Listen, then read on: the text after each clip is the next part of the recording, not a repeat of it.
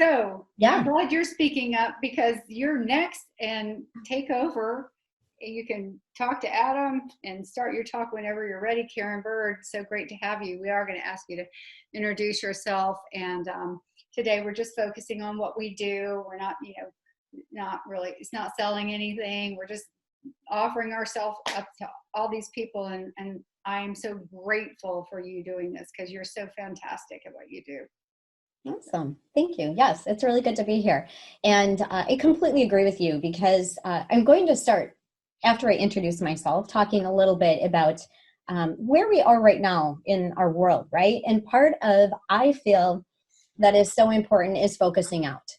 And that is what keeps us in a good place, is instead of being concerned about me and what's happening with our life and all of the things, focusing out is what's going to help repair and change our world. And Joni, you doing this, thank you very much, is focusing out on so many people. And I love that you're doing it. So I wanted to say thank you. Thank you. Yeah, yeah. And you always do, Joni. You have the best heart, and we all know it. So thanks for being you. Okay, I'm Caryn Bird, and I'm a performance mindset coach. I work with athletes to get mental toughness and the confidence to be champions, just like all the rest of us here.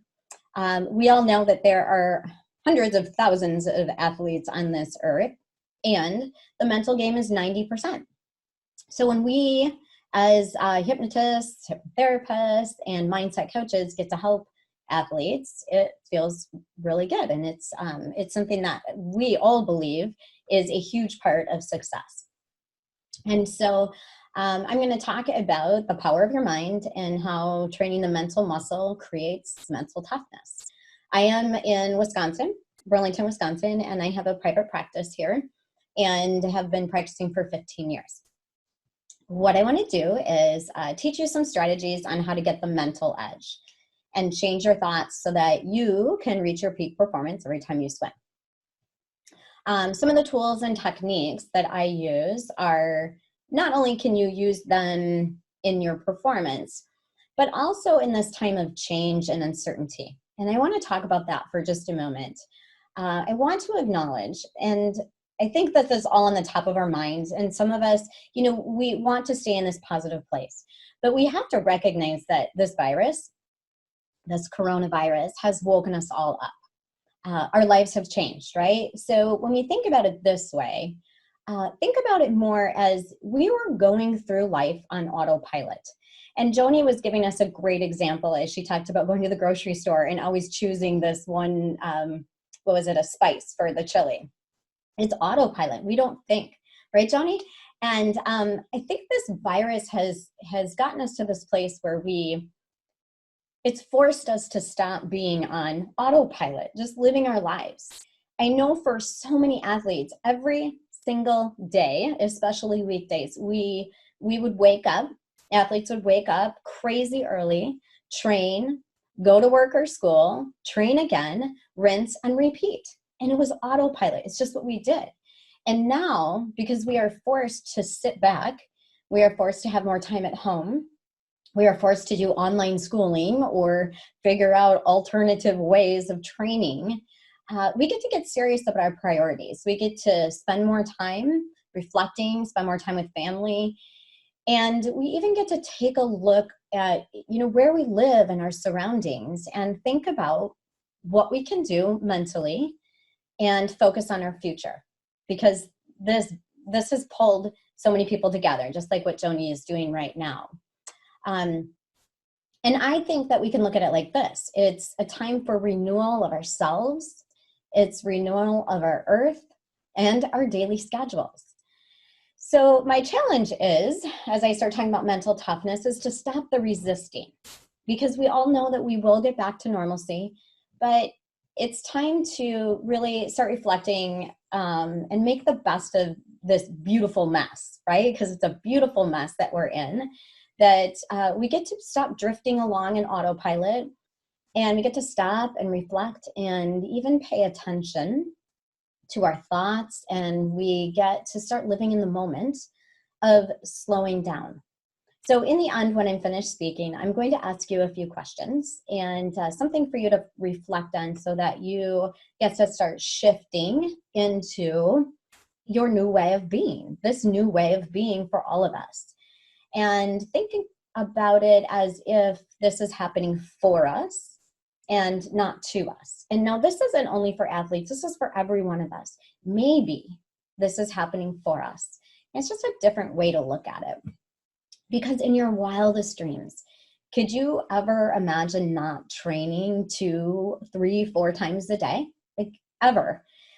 Sometimes it was probably in your fantasy world, although you knew it wasn't great for you. But now it's like shifting that way of thinking. And so what I want you to know, and what I'm going to talk about, is how your thoughts create your reality. And that you are in charge. You get to be in charge of your thoughts. You get to be in charge of your success. Not that you have to be, but you get to be, because you have the power to determine whether you win or lose. You have the power to determine whether you reach your goals or not. And many people think they're not in charge of their thoughts, but they really are. In fact, it's amazing how many swimmers I see that will talk about how they're starting to have panic attacks in the pool and how they don't feel like they're in charge of it. But with a few mental training techniques, they recognize that they are in charge of the way their body is responding when they're swimming, and it all comes from their thoughts. So in this time that we have, this time of pause that we're all in, and really anticipation, right? I mean, I think about the Olympics being postponed and the mindset that these athletes get to be in, this anticipation and pause about, oh shit, now what? They have the power to either make this beneficial for them or not. And so we get to train our minds in this time of pause and reflection. And here's the reality. All of us have been in this place of shock, to really, to I have to self-isolate, to anger, to resignation, and then that anticipation. And we are all going through massive, massive changes in our lives, right? I mean, we wake up every day and we're like, wow, is this a different reality for us? And the truth is that we can't avoid change. We're forced to embrace it. And change is not always bad or wrong. It's just different, because change is hard for most. And I know that this can be hard to hear for a lot of people because they're going through stuff, right? They're going through a lot of stuff. And my heart goes out to all of those. All of our lives are changed, and some more than others. But we can't control what's happening in our world. But what we can do is we can accept what's happening, and then we can control our thoughts around it. And part of this is mental toughness that I'm going to be talking to you about. What we can control is how we look at things. What we can control is our thoughts, and those thoughts determine our feelings, our emotions, and our responses, our reactions to things, right? So when you can't control what's happening, challenge yourself to respond to what's happening and switch it, shift it. That's where your power is. And so I don't know if anyone has any questions. You guys know there's a chat over in the Zoom chat. I think I have something that says all panelists. So if anyone has any questions, anyone that is on here live, please feel free to ask questions. So what I'm talking about is mental toughness and achieving the mental edge. Now, the first question is, and I know all of you athletes know this, but I always like to ask the question is, what is mental toughness? It's a new word to many people that aren't skilled or athletes that have been athletes for a while. Anyone that's been an athlete for a while knows what mental toughness is.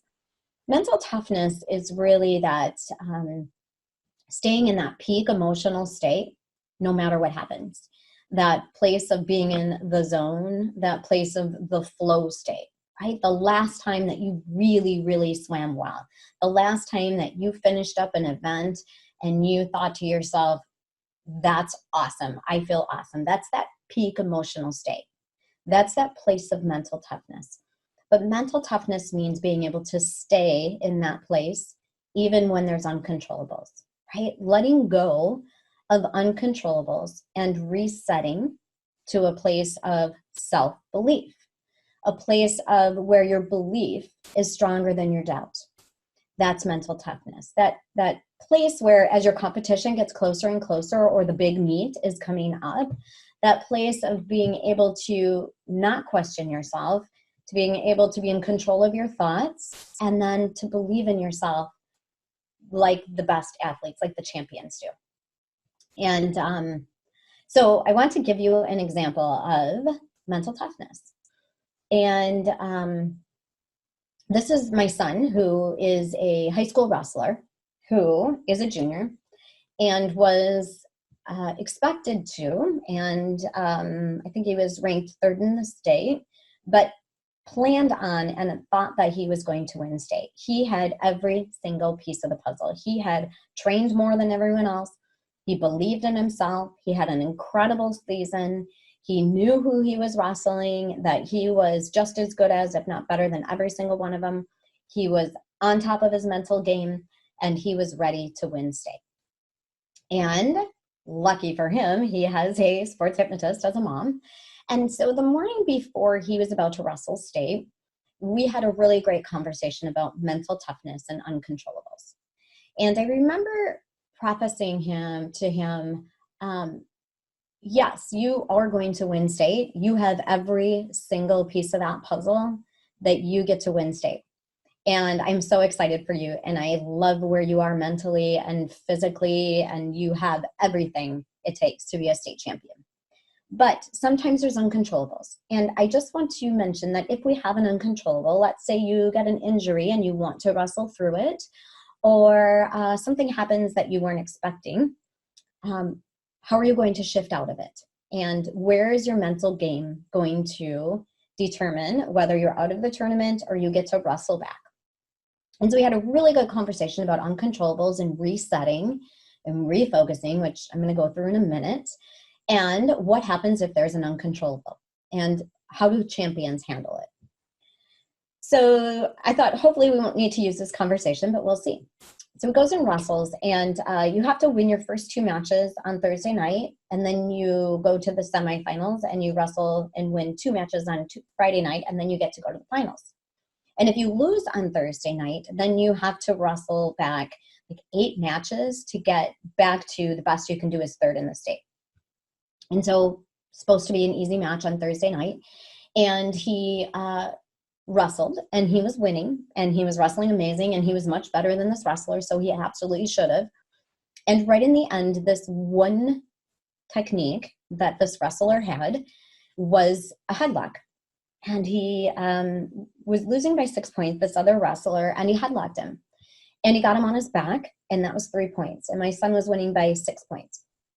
And then my son got back on his stomach, and then he got back on his back again because he had this certain hold on his neck, and he was choking him. And as you can see, choking him, right? And so in the end, he, right at the last second, the kid got an extra point and beat him in that first match. And my son was shocked to the point of he walked off the mat because he went into the middle where they raised their hand to the winner, and my son thought he won. And the other kid's hand got raised because he won by a point. And my son literally walked off the mat like I thought he had a concussion because wrestlers do get concussions.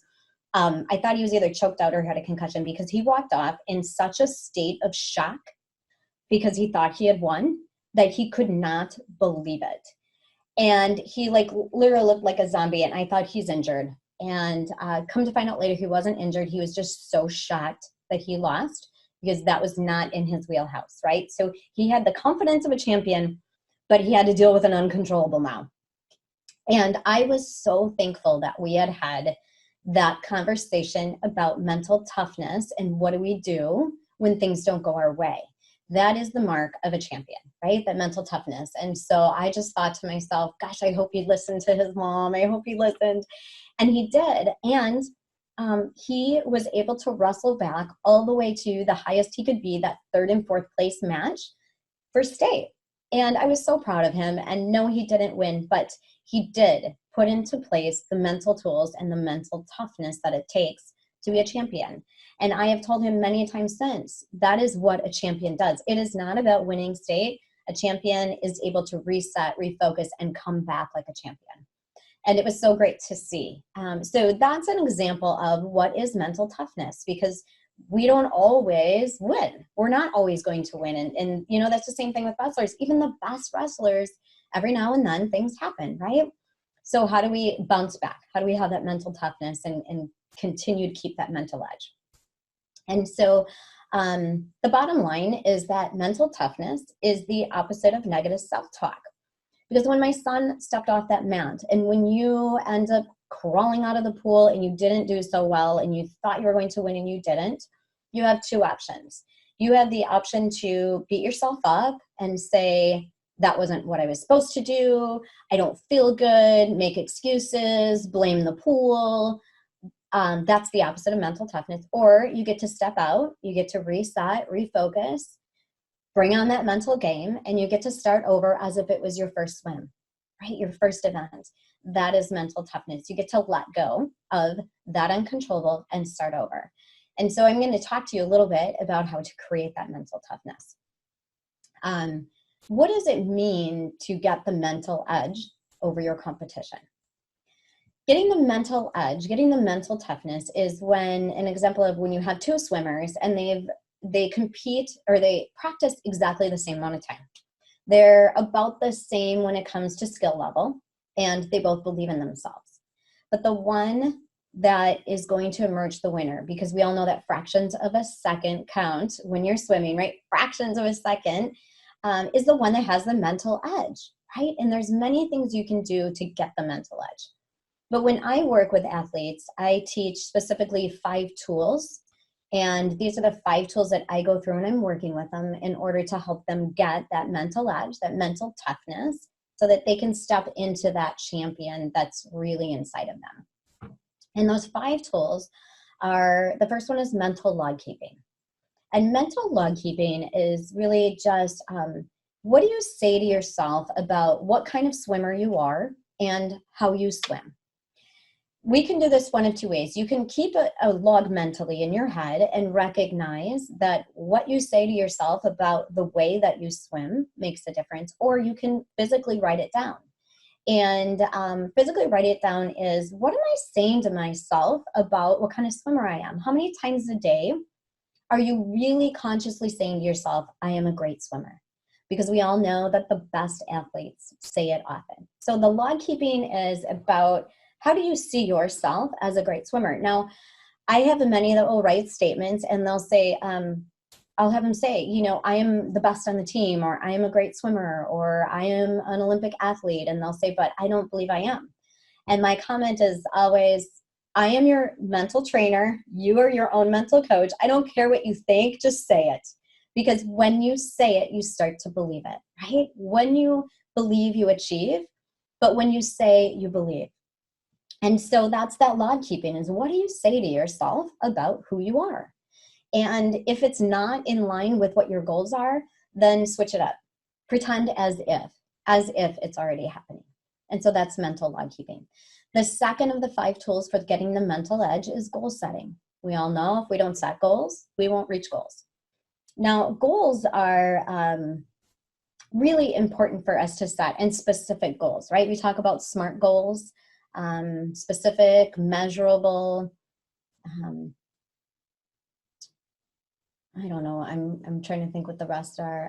Joni, what are SMART goals? Specific, measurable, attainable, realistic, and time, right? Sorry, yes, I just unmuted myself. Yes. And T is time specific, correct? Time specific, Yep. yes. Yes. Yeah. So SMART goals, right? Very specific. I have had swimmers that we have Time is very important, because that also has to be realistic. Yes. It could take a season, it could take 4 seasons. Yes. You know what Right. the goal is. And when we talk about goals, Joni, I'm sure you can relate to this too, is don't sell yourself short. It's stretchy but attainable, right? Stretchy but attainable. If you swam really, really well, if you did your best, what would that goal time be? Stretchy, attainable. Right. And Because so, a lot of athletes are afraid to stretch them because they think, they're thinking about what's possible right now. exactly what's possible right now, and I don't want to fail, Right, right? right. And what I do is I have to remind all of my athletes is we aren't the, what do I say? We aren't our results, right? But if we don't set the goals, we won't meet them. So we have to remember that we aren't we aren't our results, because we all fail sometimes. But being able to believe in yourself and set your goals is what is going to help you reach and attain your goals. So goal setting, very effective, very important. Positive self-talk and self-statements, similar to what Adam was talking about, right? Setting goals, setting statements, specific goal times. I have seen plenty of swimmers that will set their goal times, with the fractions of a second, right? And then say them every single day, start to believe them. And then just a few weeks later, send me an email or a text or give me a call and say, I got that exact goal time. And Joni, I'm sure you've seen this many, many times. And they say to me, like, how does that happen? That's so weird. It's magic. And I don't know what your response is, but my response always is, I don't have an answer for you. Is all I know is that your mind is so powerful it works, right? Yes, it is, because the mind is dictating what's going to happen, Yeah, because you've rehearsed it so many times that it becomes real. yeah, But exactly. And our mind is so powerful that, we're not necessarily looking at a clock in the bottom of the pool and we're swimming, but it achieves that. yes. So, just an example of how important it is to set the goals, the exact goals, the stretchy goals. And then that's the positive self-talk and statements. And for me, I have my athletes, and I even do this on a personal level, every single day, reading those statements. The more you say it, the more it becomes that neural pathway, and we're strengthening the new neural pathway. So reading those statements, saying those statements often is important. So that's the third tool. The fourth tool is exactly what Adam was talking about, relaxation techniques, self-hypnosis, right? I probably don't need to go through self-hypnosis because Adam did, but self-hypnosis is really simple, really easy. It's getting yourself to the relaxed state where both your mind and your body are relaxed, so you can bypass that conscious mind, that one that does the criticizing, the critiquing, the replaying of negative, the last time you didn't swim so well. When we got ourselves into that relaxed state, you're able to work more with the subconscious, more with the visualizations, which is what we do under self-hypnosis, because the visualizations of our performance are our blueprint. That is exactly what is going to happen when we swim, when that's how we see it. If we don't do the mental training, we want to snap back into the last time we didn't do so well. If we're doing the mental training, we're going to snap back and we're going to snap into that new blueprint of success. And the more you train the mental muscle, we all know, the stronger it gets.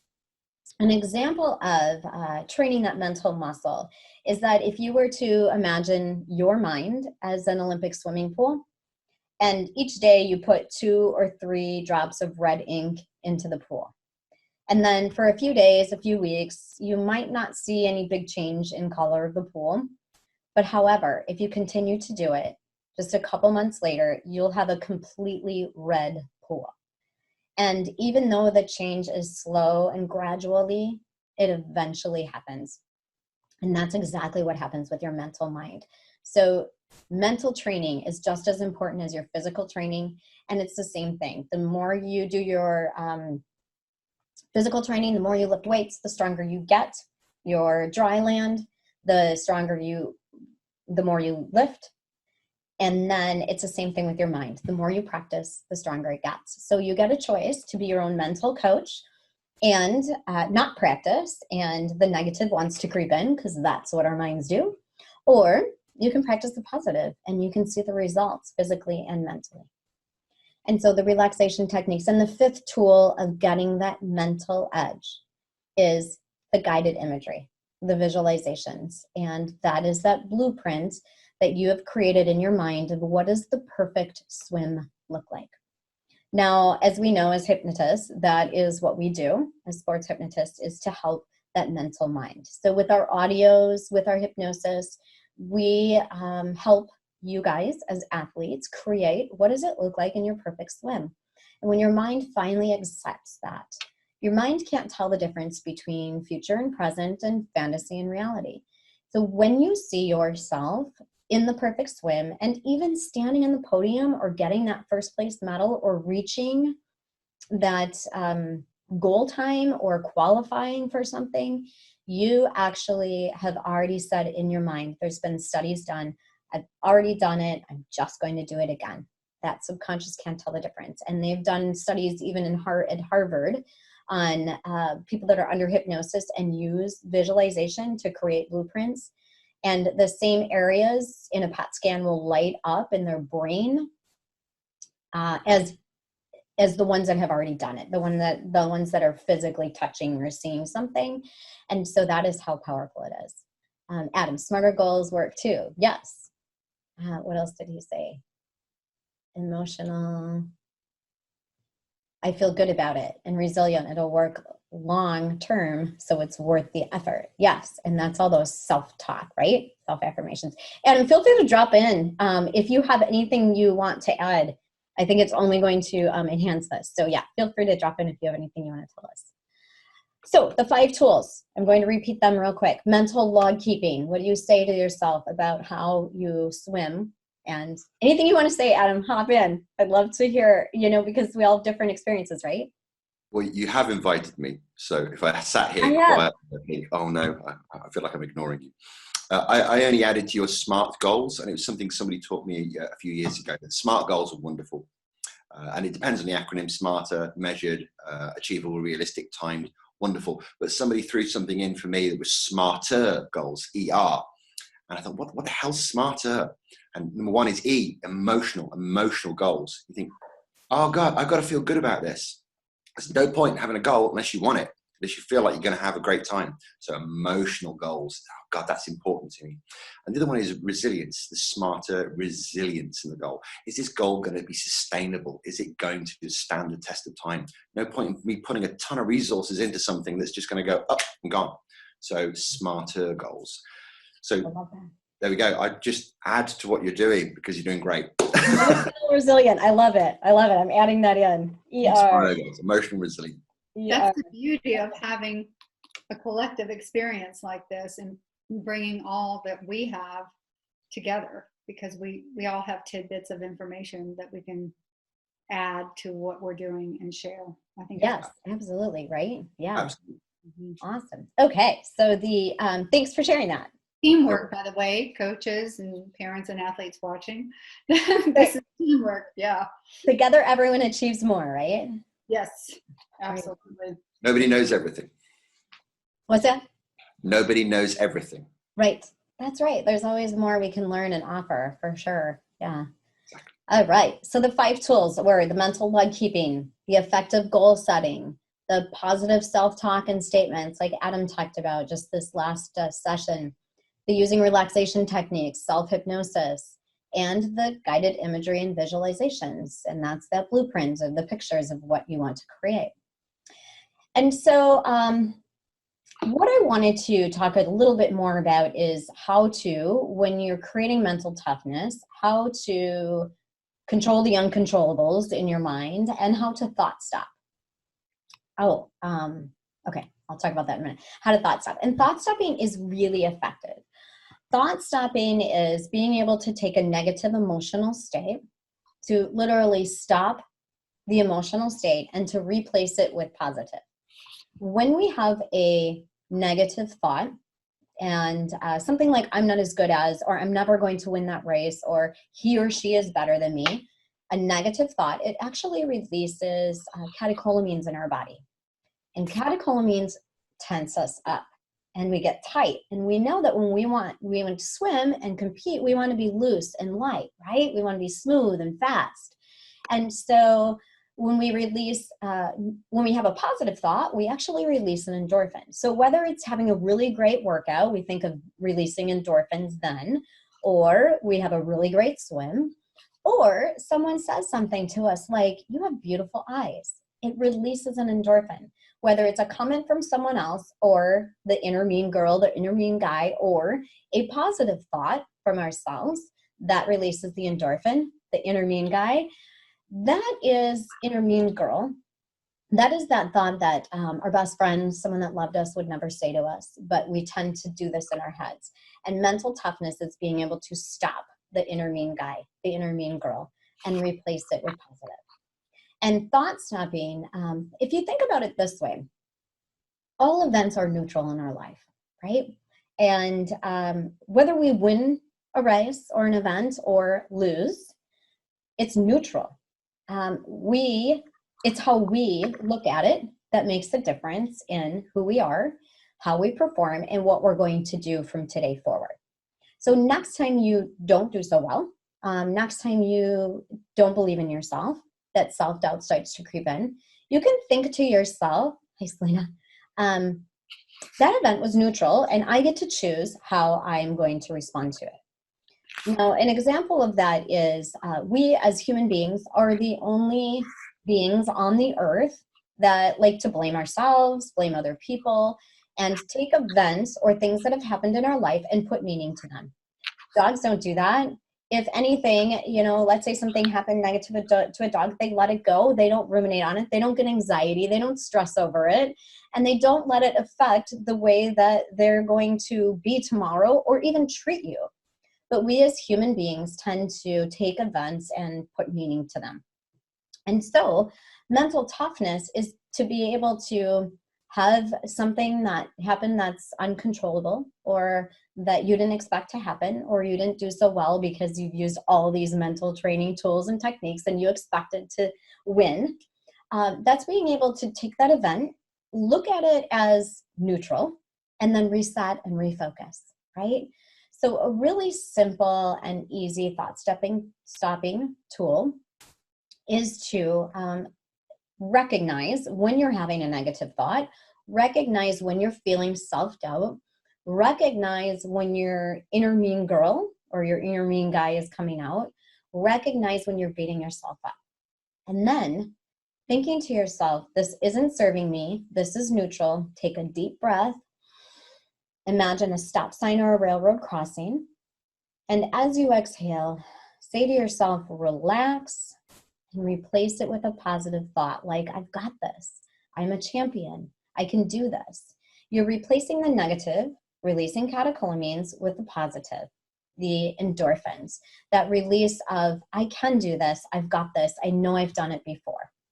And that's a really simple and easy thought-stopping technique. Now, practice makes perfect, right? And so half of the battle of that one is recognizing and acknowledging when you have a negative thought. Nothing is good or bad. What does Anna say? Nothing is good or bad, but thinking makes it so. Exactly. It's the thinking that makes it so. So recognizing when you're having self-doubt, when you're not thinking like a champion, and then thought stopping. And the other thing that I have found is very helpful, and I like to teach athletes, is resetting with a psychological or physical trigger. And I know Adam mentioned this also. And similar to in psychology, most of you have learned about Pavlov's dog, right? Pavlov's dog is where they have the dog and they ring the bell and they feed the dog at the same time same time they feed the dog, they ring the bell. So the dog is salivating because it's eating. And then eventually they just ring a bell and the dog, although it's not eating anymore, is salivating because the physical trigger of the bell ringing creates the dog salivating and anchors the dog into salivating. And so we can do the same thing when it comes to sports. We can, instead of ringing a bell, we can set a physical trigger.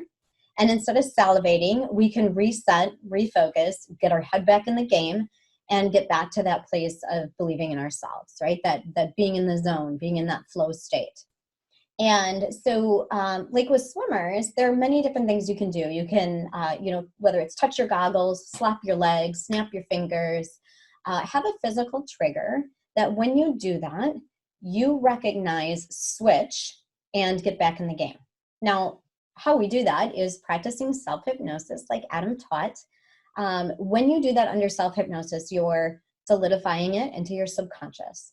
So practicing self-hypnosis, doing that physical anchor, whatever it is, and reminding yourself when you do it, it gets your head back in the game. And then having a phrase you say, whether it's a word like powerful or incredible or phenomenal or lightning speed, having a word that you say when you do that physical trigger that gets you back into the game. What you're doing is you're just replacing one thought with another and using a physical trigger to do it. And so that's another way that you can get yourself back into the place of mental toughness, of that place where you believe in yourself again, and the belief is greater than the self-doubt. The other thing I wanted to mention is I have a really great technique that I love to use, especially with athletes, and it is a self-hypnosis technique similar to what Adam did, but it's very effective because, is it Selena? Do you say it Selena or Chelina? Sorry, I forgot I was muted. It's Chelina. Selena. Okay. Chelina. Chelina. Okay, I love that. It's okay. It's Romanian. It's kind of confusing. It's beautiful. It's beautiful. So similar to what you were saying, like how long do you have to do this mental training, right? You know, that's all up to you, but we all know that the subconscious, your conscious mind, subconscious especially, works much faster than your thoughts do and your mouth does that way. So mental training does not have to be super long. You don't have to get into that meditative state and stay there forever. It's really just getting that conscious mind to relax, to work with the subconscious. So I know athletes, you know, so busy, have a million things to do. A really great, easy tool or technique to use to get into self-hypnosis is just imagine your body in zones. Your head is zone 5, shoulder area zone 4, midsection zone 3, legs zone 2, feet zone 1. Take a deep breath, say to yourself something like, relax, I'm calm, and then relax that set of muscles as you relax your body. So just the deep breath, I'm calm, relaxed, and then think to yourself 5, 4, 3, 2, 1, all the way down to your toes. And then you can continue with more self-hypnosis techniques if you want to get deeper, but that's just a really quick, easy way to get that conscious mind to stop thinking of future and past and just get yourself into the here and now and into a relaxed state. So I just wanted to mention that quickly. Okay, so I have a few questions for you all to ponder. So who's ever watching, pull out a pen and a paper. And I want to help you to, in this place, because again, right now, here we are, right? We're in the middle of coronavirus. We're all in this place of, for lack of a better word, weirdness, where we're not sure what to do. We don't know how to continue to be in that place of self-belief because we're not able to train, and we have lots of questions going on and things going on in our heads. So a few questions for you to ponder that will help to shift you out of the worry, the concern, the negativity, and shift you into positive feelings, positive actions in your own mind, so that, you know, like I'm like to tell all my athletes is this is the perfect time for us to get our mental game top notch, right? This is the perfect time for us to practice because we have the time to do it and we get to practice it so that when we're ready to compete again, we're ready to get back in the pool, that mentally we're 100% there. And that is going to give us the mental edge over anyone else that hasn't done the mental training. So this is the time right here to carry yourself like a champion, practice the mental training, and get in the pool when you can and just rock it. So the couple questions that I have for you, and go ahead and write them down, is ask yourself, what makes me a great swimmer? What makes me a great swimmer? It could be your body. It could be how tough you are. It could be how long you've been swimming. It could be your training routine. But what makes you a great swimmer?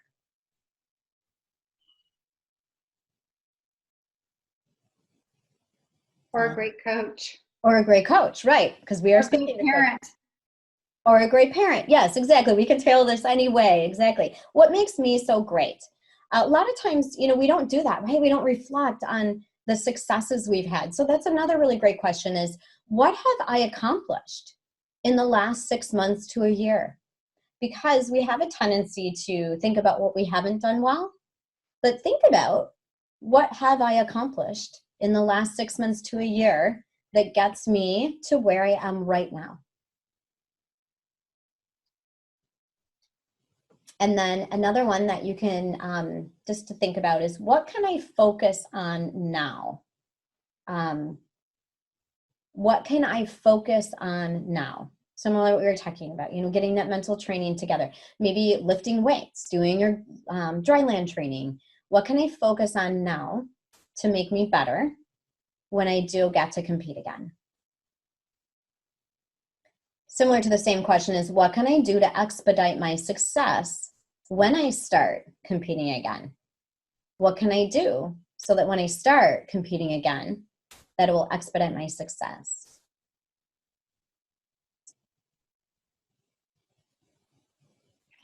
And then here's a really great one, and I think we don't use this often enough, is, when I get back in the pool, what am I committed to? And same with coaches. Like, when I get to be with my team again, because I'm not social distancing, what am I committed to? And what am I committing my team to?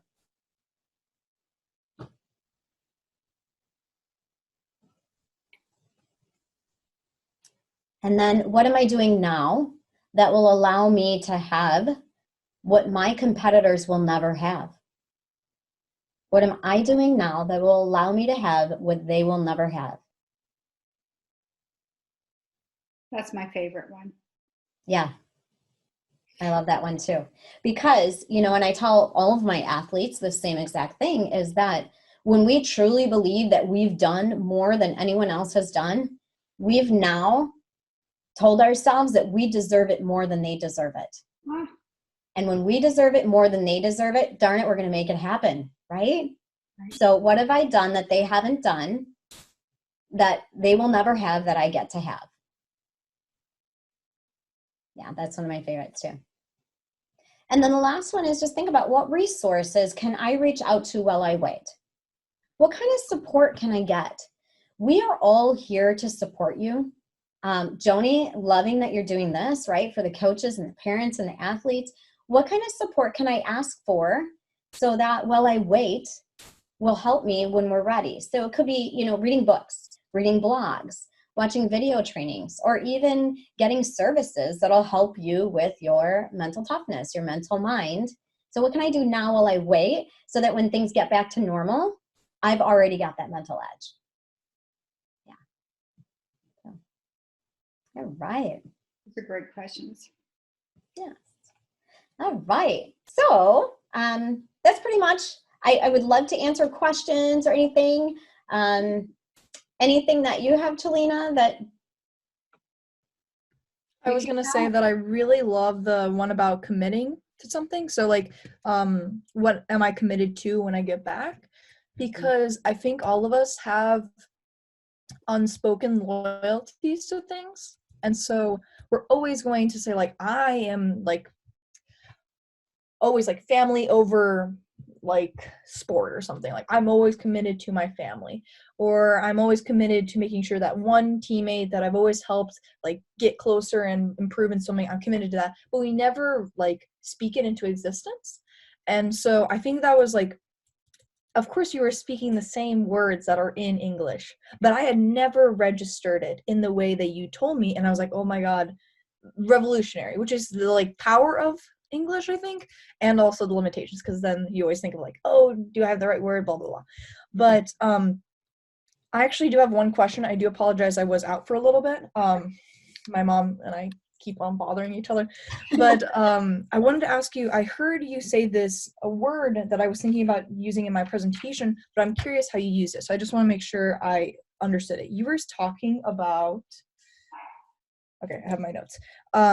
At the beginning, you're saying recognizing self-doubt, inner mean girl, inner mean guy, and you said you're kind of at this railroad section. And I just wanted to hear kind of what is your visual about the railroad, because I see it as kind of like a fork in the road, but I was just curious what you were talking. Okay. That's a great concept. And here's the thing, right? Is everything that is ever said to us, everything that we say, any word creates a picture in our mind. And so if I were to ask you what you did last night, you would think about it for a moment. And you actually saw yourself where you were last night, didn't you? Yeah. Where were you? I was at home. And you saw with me. But I did actually think about, I kind of transported to I'm at my desk. I've been at my desk for what feels like forever, but I was I was facing this way. So I immediately thought to when I was facing this way and not in like presenter mode. And so even though I was in the same space and it was kind of like Inception, it was momentary, because I think that the best part of the brain is how many like messages we get every day, like fleeting in and out. Like some of them are just random thoughts. They're like, oh, okay, I never thought I would think of that. And so like that was just really quickly, I was like, oh, I gotta think about my desk, even though I've been at my desk for so long. Yes. And you're right. And what happens is you thought of a visual. And that is the same thing. When you ask the fork in the road, I love that visual. Something I have never personally thought about. When I think of a stop sign or a railroad crossing, I think of it, the sign with the cross. Mm-hmm. But you're right. It is a crossing your roads, and you get to choose at that point whether you want to choose the negative thought or the positive thought. And that's your choice. But the fork in the road is great. Absolutely, you can use that. So instead of a railroad crossing, you can think of a fork in a road, and I can go this way or I can go this way. I can be the champion or my mental coach that I know that I am, or I can allow myself to sabotage, right?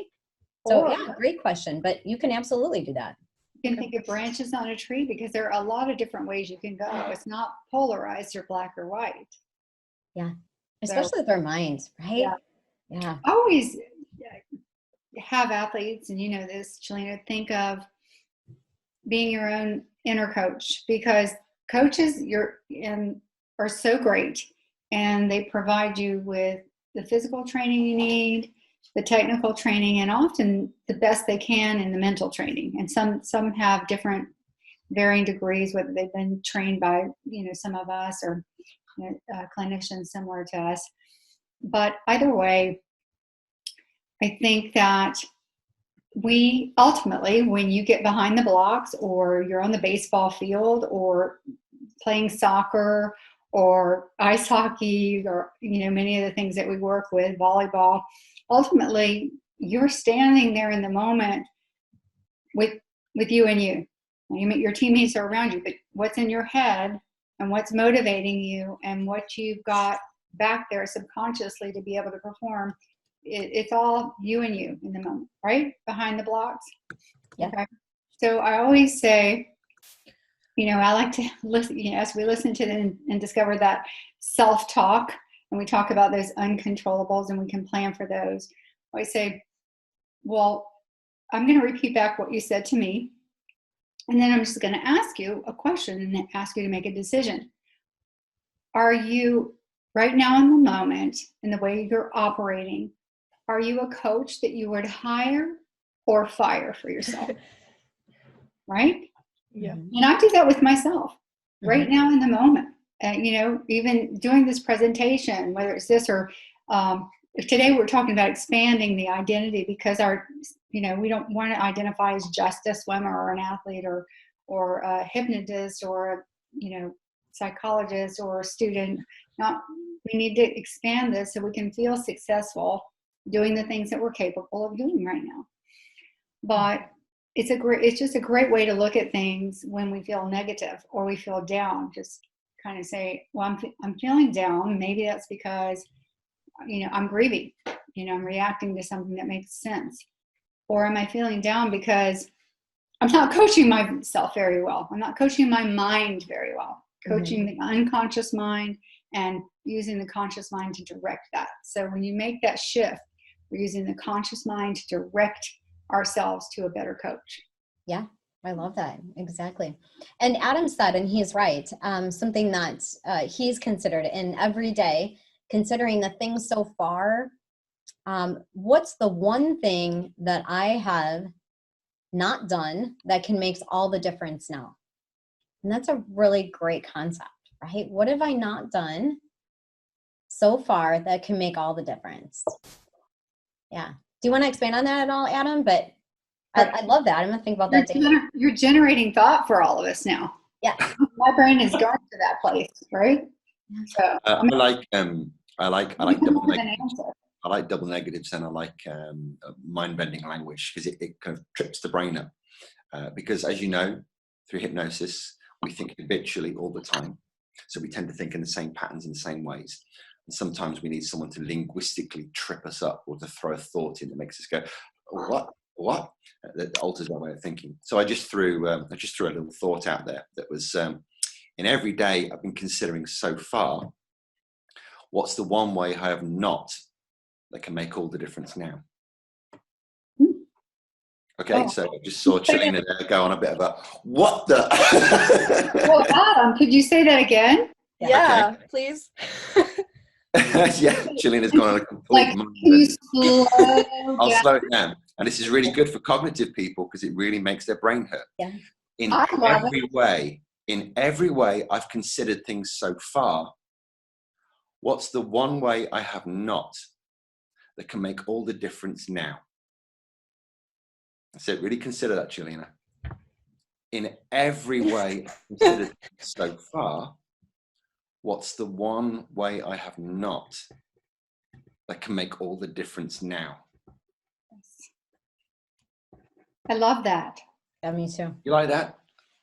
I like the temporality of it, because it says with all the things, so you start off with something that's like super expansive, like your whole existence, with all the things I've accomplished, what do I do now? And so I really like how it's really blending time also in that sentence, because like considered, past tense, all that kind of stuff, but then all of a sudden you're like transported to like the urgency of the moment.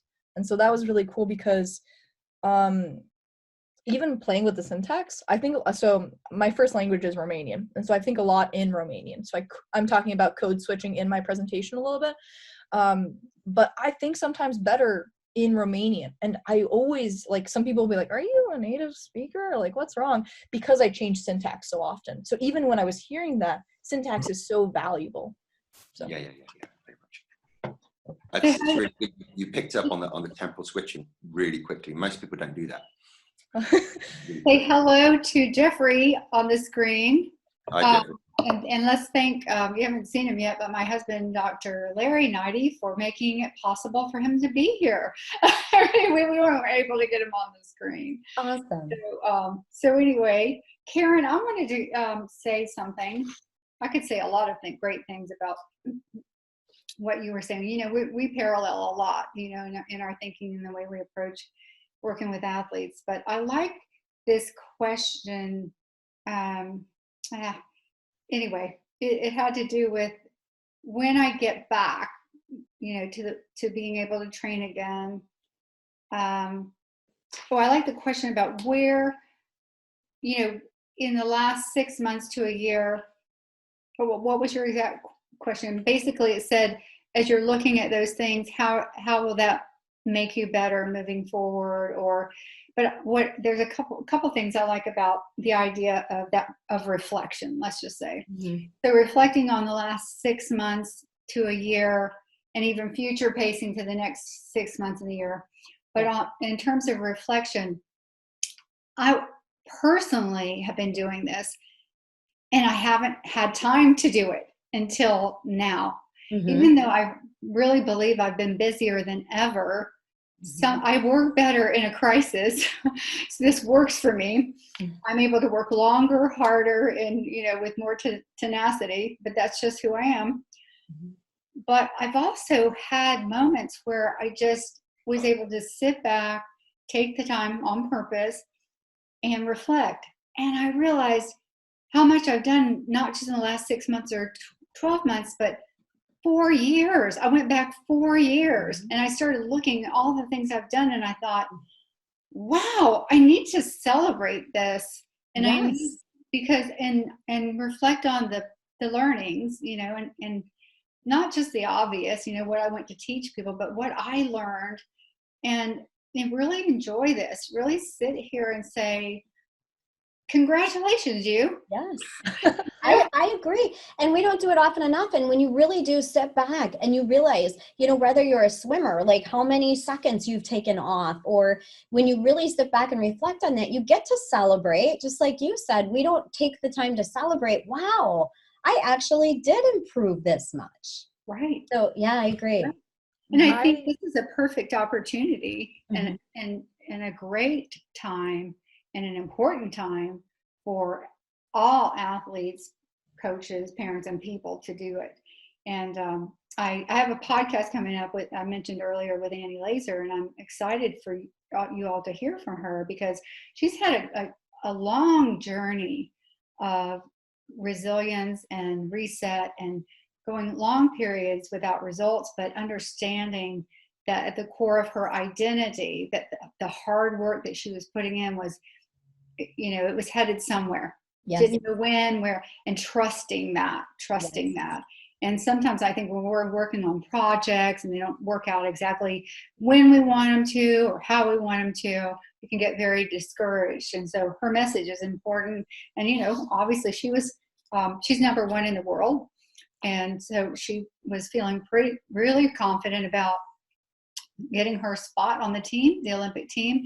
I personally was already visualizing myself. I've had all my plans made of watching these amazing athletes and kind of like watching your kids, just, how you cry if you all have children and and you see them achieve that thing, it just brings you to tears of happiness and tears of understanding of how hard they worked and being able to absorb that and emote that.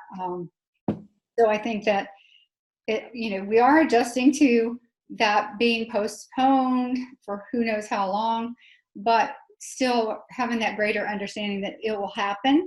And I believe all these things that we're able to do in lieu of the things we normally do, will make that even better. We're going to see some pretty incredible things. I think so too. Yep.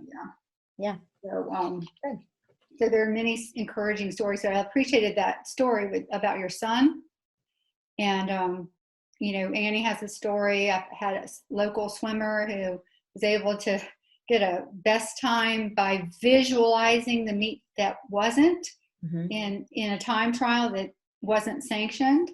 And a lot of people were saying it doesn't count. He wasn't willing to accept that. It surely did count, because it showed him that he was able to swim that fast. Yes. And by videotaping that, he was able to show it to the college coaches. So he found a creative way to get himself noticed. And I think that was so important. Remember my daughter at Olympic trials, 2016, first event, swimming the fastest ever. And I think you know this story, Jelena. 12 females in that event, and at that level, that's a lot, were disqualified. And I won't say a whole lot about that, but it's kind of unusual. 12 seasoned athletes in one event were disqualified. It's just the way it was. They only reviewed one. So that's just an uncontrollable, isn't it? Yes. So in that moment, she reset in a different way.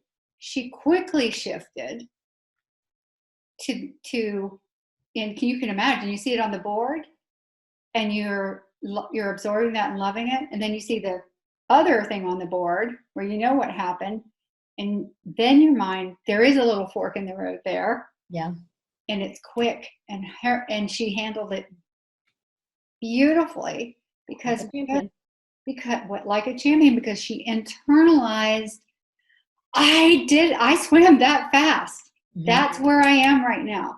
And so that changes, that is a reset. It's a different type of reset. Moving forward, no problem. Rest of I'm going to be great for the rest of this trials and for the rest of my career, and went on to become a national champion. And so those things are negatives, are not always negatives. Yeah. Yes. So let's take a look at the time here. Do you have another question for Caryn? Any more questions for Caryn? I mean, I could highlight many things, and I probably will at the end, but we'll get Jeffrey started pretty soon. Yeah. Thank you for having me. It was great. Thank you for that wealth of information, the insight, the stories, and your encouragement, and all the wonderful work you do. You know how much I respect it and love it. Thanks, and ditto. Yeah. Yeah. Thank you so much. All right, anyone has any questions, please feel free to email me, send me a message on my website. I would love to help out.